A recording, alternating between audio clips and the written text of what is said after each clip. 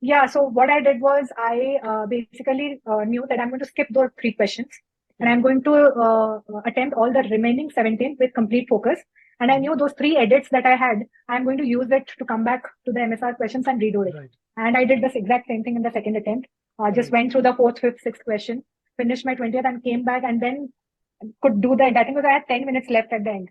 Right. So yeah, that was my strategy. It worked for me. I think it was the closest. I think, especially in DI, I will first talk about DI. DI, you Sure. don't have much resources in, Yeah. and I did take a GMAT Club subscription also, but I found e-GMAT's questions very, very similar to the final because I've given so many mocks and Yeah. of course so many attempts. So the question, the type of questions, the format of questions are very, very similar. So that Right. definitely helped. So my strategy was I would do a quant, a verbal, and then I would take a 10 minutes break and then come back to the DI because DI you need to focus on the data sets and all. Right. And that is how I did my mocks. And in the final attempt, what I believed is that not panicking and staying calm was the first thing. So I'm going to stay calm, take my time, go through the tutorial, go through the because before each section also there's a 30-second timer. Right. So after my quant, there was a 30-second timer where I could continue exam or continue my break. I said I'm going to wait till the 25th second, relax, and then start my verbal. And by 25th second, when I clicked on continue exam, it just started the break automatically. Because if you don't click anything, it starts the break. Hello, everyone, and welcome to yet another debrief session with me. This time with me, I have Apala, who recently scored a fantastic 685. The breakup of her final GMAT score is an overall 685 with a V80, Q87, and a mammoth DI85, which translates to the 99th percentile score in DI, but with the recent changes, it comes down to 98th percentile. Irrespective of whatever changes have happened, a DI85 is not a mean feat, right? When you look at the final picture, it's a 685 with all those glorifying scores. But what you don't know is what it took for Apala to reach there, right? If I have to put it in terms of attempts, it took her 5 attempts to finally reach here. But this was on the cards, and I've said this to Apala also, because she was continuously knocking at the doors of success. And success has to give in when you have somebody like Apala's character and Apala's mental resilience who continues to knock at the door and is relentless. And this is what makes her journey even more special. And this is what makes me feel even more proud to be on this particular debrief session with her and share her story. Welcome, Apala, to this session. I know how you feel, but I'll still ask so that people know how does it feel. It feels as if a great load of like there's something on my shoulder and it has now finally passed and I am absolutely free now to do and go forward with life. Right. But yeah, it's quite a good feeling. Yeah.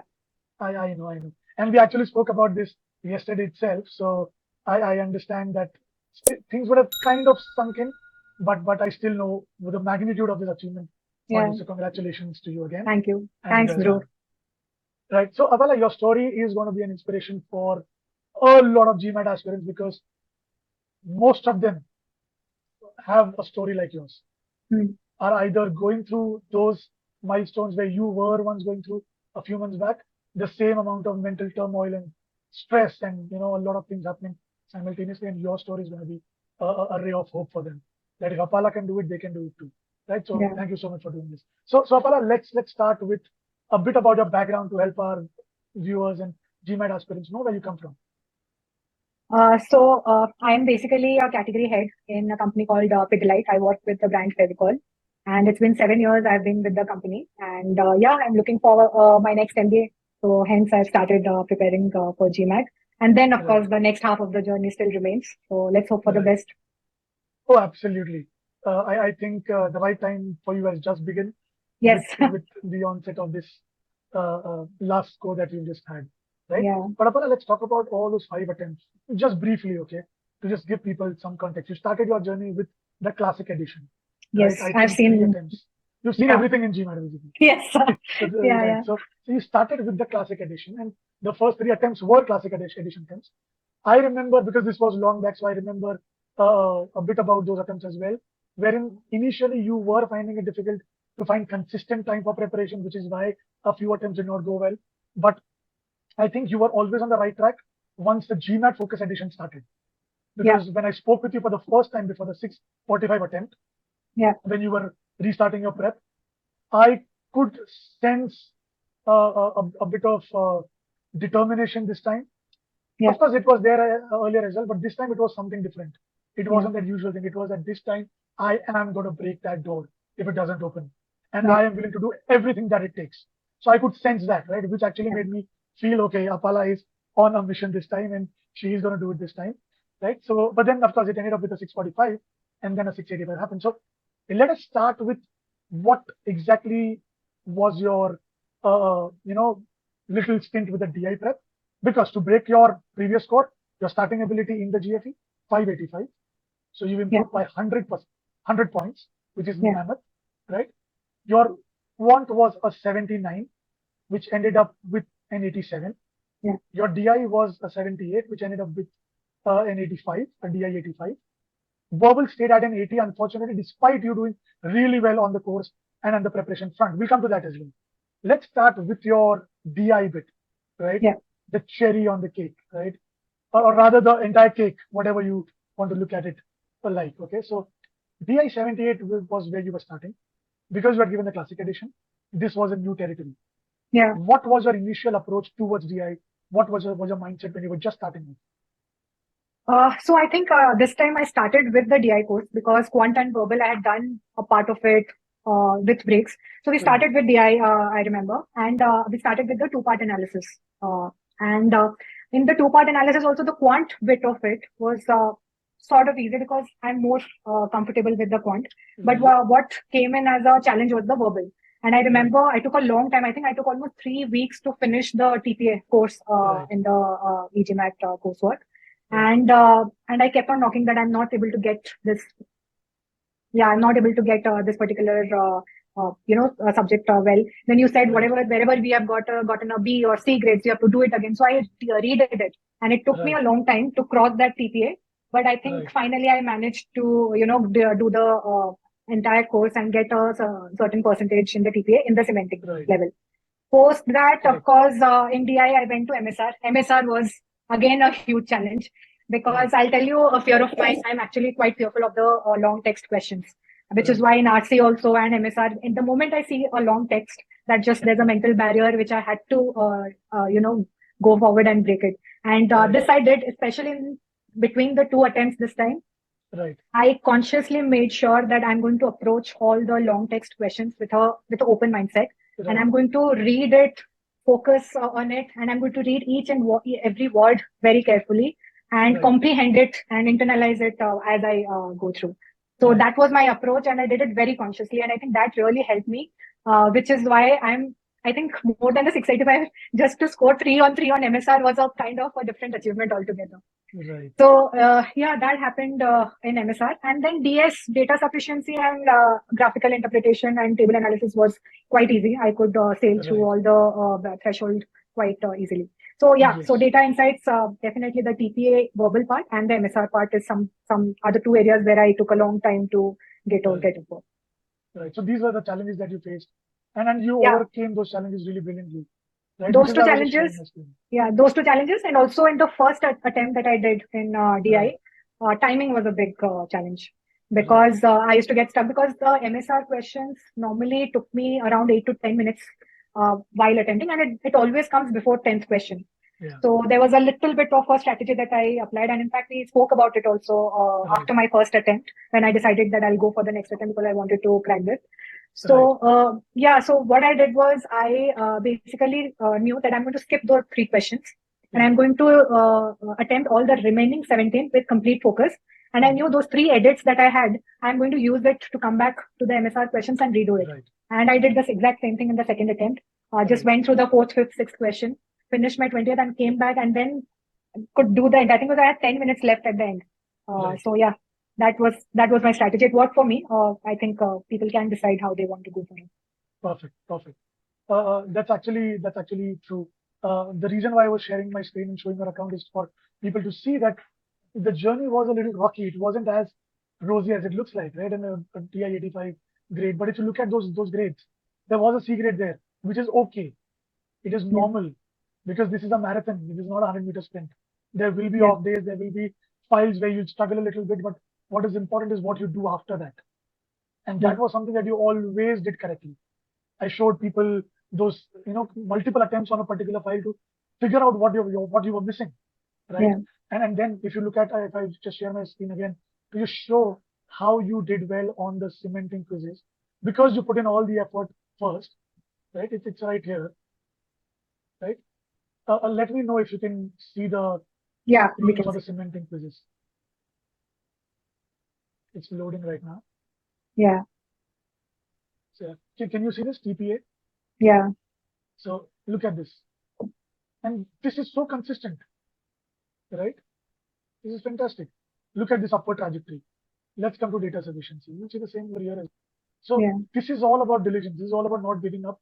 And when I say don't give up, I mean to say practice that at every stage of your prep, Yeah. just like you did, right? Because there will be a lot of hindrances, but just doing it on the test day is not what matters. You do it every day, Yeah. which is why Yeah. that becomes a habit, Yeah. right? So fantastic work on the DI side, and you have the right results, right? And the strategy that Apala shared, try it, works for you, it does, but you need to decide what works for you the best. Yeah. Right? Yeah. So yeah, all right. Then let's move to Quant, Apala. You were already decent with Quant, I believe, but of course there were some gaps that you wanted to fill in, and that's where the course helped you, right? How do you think did learning the process skills on the Quant course help you improve from a 79 to an 87? Yeah. So basically in quant, we always feel that, especially the Indian candidates, we always feel that we are quite good in quant generally. Right. And I also felt the same thing. And Right. before I joined e-GMAT, I had some other resources where I did. And then when I joined e-GMAT, I joined it for verbal. So I went through verbal quite in detail. But quant, I just missed a lot of files. And when I connected with you after my third attempt, you said you have missed everything. And that's when I said, okay, quant, even if you do whatever you do, unless until you are 100% sure of the process skills and the concepts, and there were a lot of concepts which I missed in my third attempt. So that's when I said, no, this time I'm going to do end to end with all the files as suggested by Pace. It took me a long time. But I made sure that I go through each and every file with complete detail, and it takes a long time, of course. But yeah, that was my strategy number one. Number two, in quant, I feel with the kind of concepts, it is very important to apply those concepts. And for that, you need to practice. So apart from e-GMAT, I also did, I think, 16 out of 21 tests in the GMAT club. So I went on practicing, and it was very rigorous. So I got habituated with the kind of questions or kind of concepts which comes and which the test basically evaluates you for. So that definitely helped me a lot in my quant. Surprisingly, in all my mocks, I used to score like 1, 2, or 3, max 3 mistakes. In my last test, I did 4 mistakes, but I still scored as 87. In fact, the previous test which I gave where I scored a 645, I just did 2 mistakes with a score 84. So you have to be very sure of the medium questions. Medium questions have to be right. You make one question wrong and you just lose a lot of marks there. Yeah, that's true. Speaking about Pace, the Pace engine, even though you chose to go through a lot of stuff, you still overall have saved around 25 to 30 hours on the prep. Yeah. Right. So this is how the Pace has still helped you, and not just saving your time, but also helping you know where exactly you need to work on. Would you just like to explain how the Pace engine works?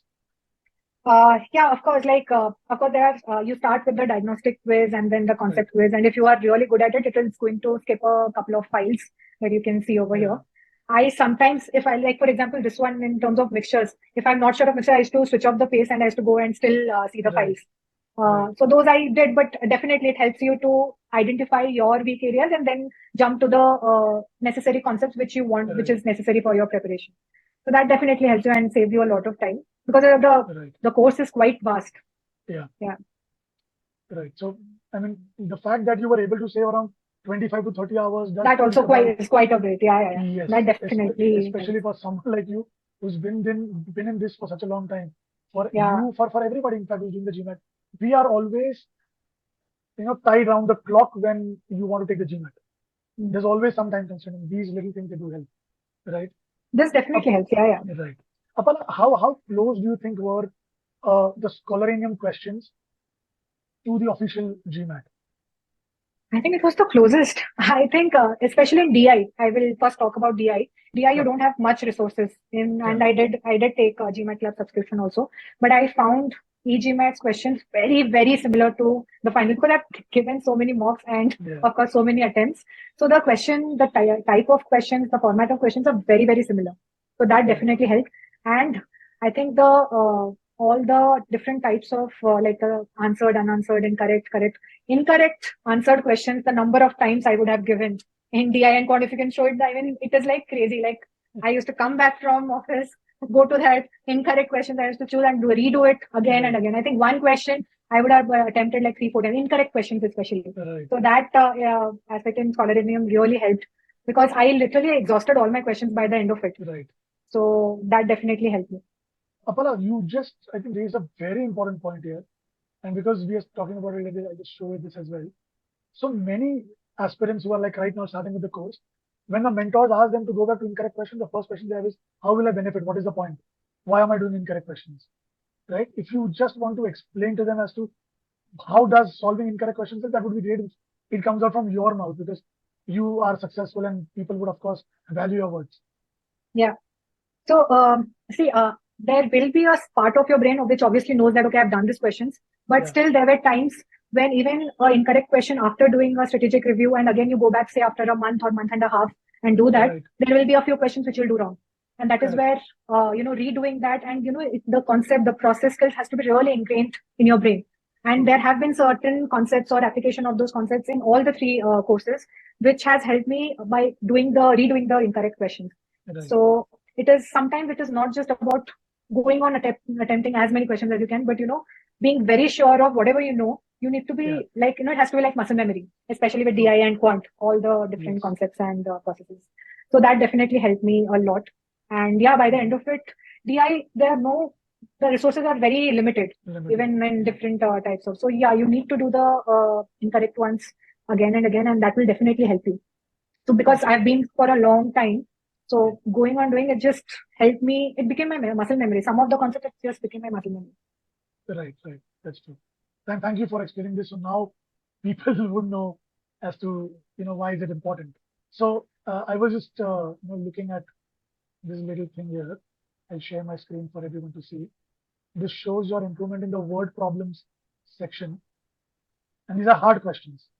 Yeah. Okay, look, you were starting at a 50, and you went up to an 80, consistently scoring within that range. Yeah. Right, from 50 to 80. So this is what process skills help you with. This is what solving incorrect questions help you with. This is what the improvement. This is the improvement that you see when you do all of those things diligently. Yeah. Right. All right. And when we speak about verbal, right, you were starting at a V80. You ended up with a V80, but you were actually doing well on the preparation front. Let's first understand how did pre-thinking help you in CR. Okay. Then we'll try to understand your reading strategies that made RC become better, because I remember you just spoke to me before this little session that how you improved on RC. So just take us through first CR improvement and then RC improvement. And if you remember the statistics as to where did you improve from in CR, from where to where, and in RC from where to where, that will also be helpful. Even approximate is fine. Sure. So verbal has always been a challenge, and from the classic edition to the focus edition. And in the critical reasoning, I really struggled initially, but definitely pre-thinking came into play. I think by the end of it, I had sent a mail to you where I really broke down 4 problems where you identified whether it was a process gap or a conceptual gap or a behavioral gap. And I really told you what is my thinking process, what did I pre-think? And then you identified what is the gap. So pre-thinking definitely helps. And especially I would talk about the assumption questions or the evaluate questions. You pre-think, there's a certain way you think. If you can't do that, then there is a negation test also of the final two, because normally people get stuck with the 2 options which are very close, but you don't know. So that must be true condition for the assumption questions is very important. So these kind of tips and tricks which comes during the course is played a huge role. In terms of statistics, I used to say out of 11 or 12 CR questions which comes in the test, I used to do at least 6 to 7 questions wrong. But that improved before the final attempt, that improved to 2 or 3 marks. So I could almost do like 9 to 10 correct questions during my last few mocks that I gave before the final attempt. So yeah, and pre-thinking was the whole game changer for critical reasoning. Very important critical reasoning is understanding the exact reasoning by the author. And that is something that I had gotten up, but there were some issues in the final attempt, which I'll talk about later on maybe. But yeah, understanding the author's reasoning, then pre-thinking, and that will happen when you do a lot of questions in the scholarinium, because with every question, the entire pre-thinking process is mentioned. And that is something I kept on, in fact, I asked you, is there any other questions left? Because I have finished all my CR questions. Is there anything else left where I can just undergo that entire reasoning process? Because I don't get that outside e-GMAT scholarinium.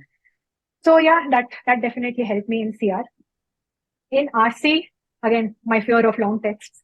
I used to feel bogged down, like, oh God, I need to now go through this entire, read the entire passage.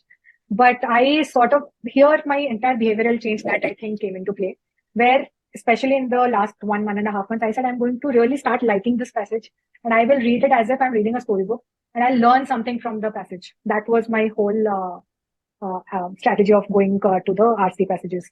So that was one. The second one was, I'm going to read each and every word so that I comprehend, even if I take 3.5 to 4 minutes, and that's the time I took. Normally people take 2.5, 3 minutes after spending 6 months with the course. I used to take 3.5, 4 minutes. I said, I'm going to take that much time, but I'm going to understand the essence or the intent of the author. And that definitely helped me. So after doing that, the main point questions and the structure question, why the second paragraph is written on. So I used to get all those questions absolutely right. For the inference and the detailed questions, I had to re-refer back to the passage to that exact. But reading it thoroughly and making those paragraph summaries did help me to at least go back to that point where I understood. Earlier, what I used to do is read it, but then I don't know the structure, what the first paragraph said or what the second paragraph said. So those kind of strategies, the 7 strategies of the RC course, that definitely helped me. The keyword strategies, the pause points. So all those things definitely helped me in my reading strategies. Yeah. Right.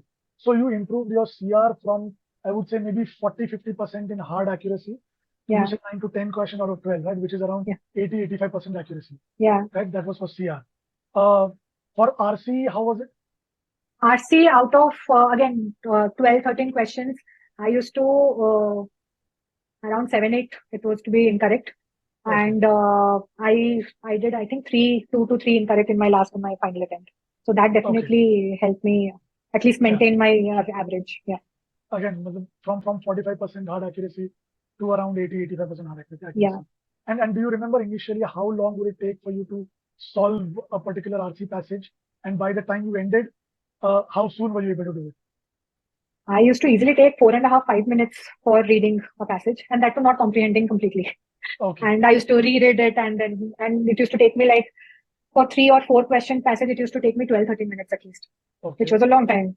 And right now I read, say, a 3 or 4 passage, a medium-sized passage. I take almost 3.5 minutes. I can do the passage and comprehend it well with my notes, like a single line sentences in the paragraph 1, paragraph 2, because that helps me actually get through the main point, because a main point question is a must in every passage. That's something that I observe. So that's going to be correct, because it's the summary of those paragraph summaries that is the main point. And then it also helps me go back for the inference or the main point or the detailed question to that particular paragraph, and then come back and check and eliminate the answer choices and come back to the right answer. So yeah. Understood. Okay. Now let's come to that little thing that happened during the test, which I think was the reason why you could not score better than a VAT, right? So what exactly happened so that others who face such an issue know, one, how they can avoid it if they can, if there is a way out, and second, if something like that happens on the test day, how do they gather themselves back? Yeah. And then go on to score a DI 85 like you did. Right? Yeah. So let's take us through that. So my strategy was, I would do a quant, a verbal, and then I would take a 10 minutes break and then come back to the DI, because DI, you need to focus on the data sets and all. And that is how I did my mocks. And in the final attempt, what I believed is that not panicking and staying calm was the first thing. So I'm going to stay calm, take my time, go through the tutorial, go through the, because before each section also there's a 30-second timer. Right. So after my quant, there was a 30-second timer where I could continue exam or continue my break. I said, I'm going to wait till the 25th second, relax, and then start my verbal. And by 25th second, when I clicked on continue exam, it just started the break automatically. Because if you don't click anything, it starts the break. And it started the break. And I was not prepared for it, because I was prepared for giving my verbal and then take a break. So I ended up calling the examiner, and then she said, you have to take the break or you'll not get a second attempt on it. Yeah. So I had to go out. And then my mind obviously got a bit disturbed, though I was very calm because I had given so many attempts. I was calm. I said, one question at a time, be present mentally. Whatever question appears, you need to take that. Don't forget about everything else. So I calmed myself down during that break. I had a bunch of Snickers and had my water break and all, and came back. I said, okay, verbal I'll do. DI, I will do it even better. So I said, I just had to focus my mind and, jo hua, wo hua. That's okay. Right. I am going to come back and basically take one question at a time and just give my best. That was the whole thought process. But yeah, it did impact on verbal a bit. So yeah, but yeah, just to avoid, just for a note for other candidates, please select your break or continue exam before 15 seconds, because after 15 seconds, it might so happen that the exam will decides. just, system decides on the break. Yeah. Right. You're a queen of comeback, and you've proven this journey, even on the test day. And your decision on the test day, they make a lot of difference. You may be scoring 735s on the marks, but if you don't make those decisions and you don't keep yourself calm on that very day, you will end up dooming yourself. And I think you did a really good job by keeping yourself calm. Right. So that's great. Coming to your mock journey, let's go through, if you could just mention a few scores that you were getting on the mocks, right? And how did you keep yourself motivated through that little mock journey? So just take us through that. So after, I think, 4 months of finishing the course, 4.5 months that I took, I wasn't left with much of e-GMAT mocks because I had attempted that after my third attempt itself. And I had requested you if I can, reset the mocks, and you said it will not help you. And so I started giving the MBA.com official mocks. Right. And so the only thing is that before the fourth attempt in the last year, so I was always stuck with that. In the classic edition, I was stuck with the 640, 650, 660 there. Here in these mocks, I started getting 625, 635, 645. And then there were a couple of retake on test 1, 2, and 3. Where one of the tests I got a 705 also, and 675, 680. That was my overall average. Right. And 685, I had gotten in a couple of mocks during my mock journey. Before my first attempt, this time I had attempted 5 mocks. Yeah, so I scored around 675, 685 in the mocks. Before first attempt, I gave 5 mocks. And before the last attempt, I gave 3 mocks. And the scores were around it. One of the attempt before this last one, I actually got a 635. But I said, no, I'm not going to be demotivated. This tells nothing. The final test is what I'm going to focus on. And so which is why I never thought of comeback. You always find a way to come back. Yeah. Right. So look, you will always have some mocks that will not go your way. Okay. Especially when you take so many. Right? Yeah. Which is why the first thing is make sure that you prepare so well that you don't have to take more than 2 or 3 mocks. And you get to your target score or near your target score in those 2, 3 mocks, so that you can go ahead and book the test immediately and get done with it. But in case things don't go well and you have to take more mocks, remember that this is normal. There will be one mock that will not go. This is very normal, and this is something that I would want to even share. Have enough time for your exam and be prepared to give at least twice. That would be my thing, because I started around February this year, and I knew like the processes and all have started. So you need at least 6 to 7 months. Have that time in your hand when you are starting on GMAT journey, because there will be a little shocks and surprises during the journey. Especially if you are a working professional like you are, there will be a lot of things that will go. Yeah. Right. In fact, a very good point that you just brought up. You said, be ready to take 2 attempts. And what I have seen recently, Apala, is that when people are ready, they don't need a second attempt. Correct. One of the videos, which is already on YouTube, is of a student called named Soumya Tandon. Yeah. So she had a lot to do in the last 10 days, and she had prepared herself mentally that, I'll go and take another attempt. Let me take this first attempt as a learning. She scored a 665. She was looking for a 655. She got through. Nice. Another video is of a student called Gargi Agarwal. Okay, also on YouTube right now. People can go back and watch. I think I've seen that video. I think I had mentioned about that video to you, right? Yeah, I've seen that video. Go back and visit. Yeah. So the story is similar. Last 10 days, she had not done a lot of things because, she did not get that right kind of guidance because she reached out to me a little late. But the last 10, 15 days that I worked with her, I told her, be prepared. take this as just another test and be ready. If things don't go well, you'll take another attempt. I think a couple of things I'll add here. I've Yeah. seen a lot of these videos of other students, and that definitely motivated me. I would also want to mention, I think if we go back to our mail chain, I was just seeing that there's some 200 plus mails with you, I guess. Really? Where you, I think so. Because every time I used to ask, like, what do I do? And you'll give me like 5-6 processes, and then I'll come back to you and I'll tell you that, okay, this is something that I've done. What next? Right. And you kept on guiding me. I think that is the second point of encouragement that I got throughout this entire journey. Another thing which e-GMAT gave me was there's a YouTube channel where Payal and there's another instructor who posts a lot of hard questions. And I have gone through DI hard questions of TPA, GITA, MSR, everything. And those It's were the same from channel. It's the same channel. It's Yeah. from the MBA.com mocks.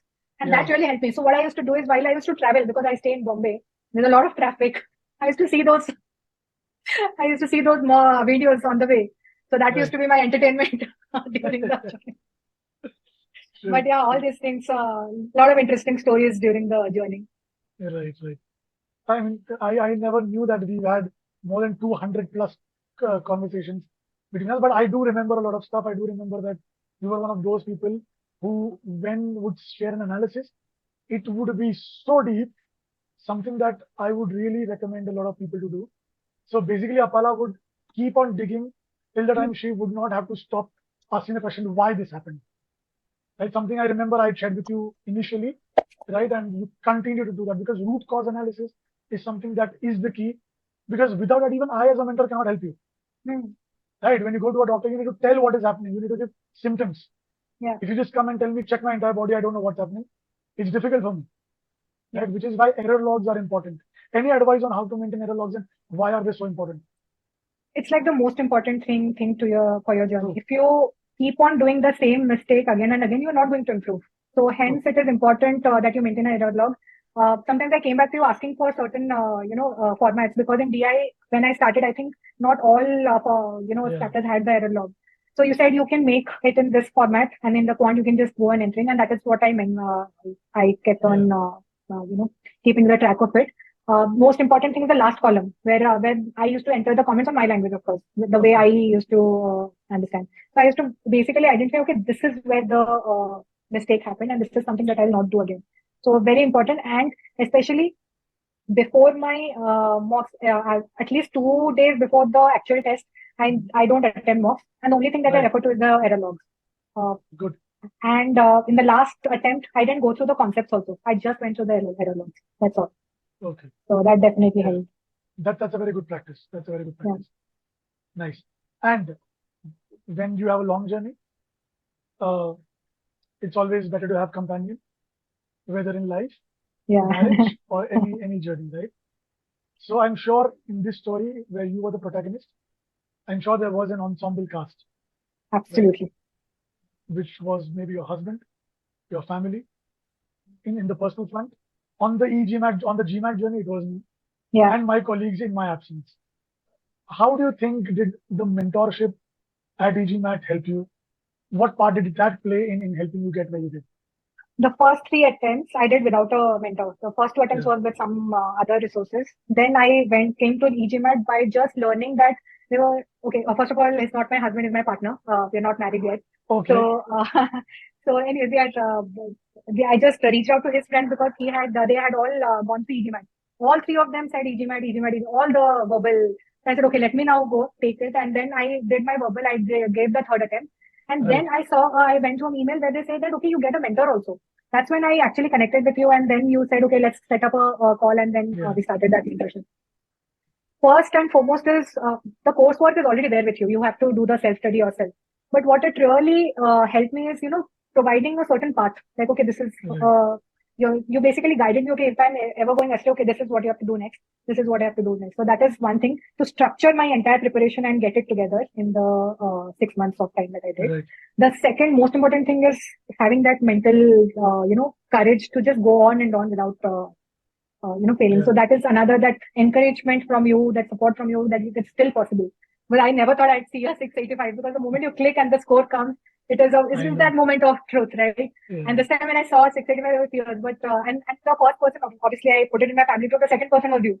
That I did it. So the guidance of coming to the, structure, keep getting a structure to the entire preparation, and of course the mental encouragement. I think these two were the most important things. And especially in the last part, after I enrolled in the LMP program, I think that was quite helpful, because you give me, okay, these are the 10 items that I need to do for the next 1.5 weeks. So that definitely helped me just getting it all together. Right. Yeah, it's always important to have people around, because it's always lonely. Yeah. And I'm glad to know that I was the first person from the GMAT journey who got to know about this good news. And I have that message in my mind. It was, yay, there's a why. I didn't think you were my mentor. I was like, yes, I did it. I just wanted to share it. Yeah.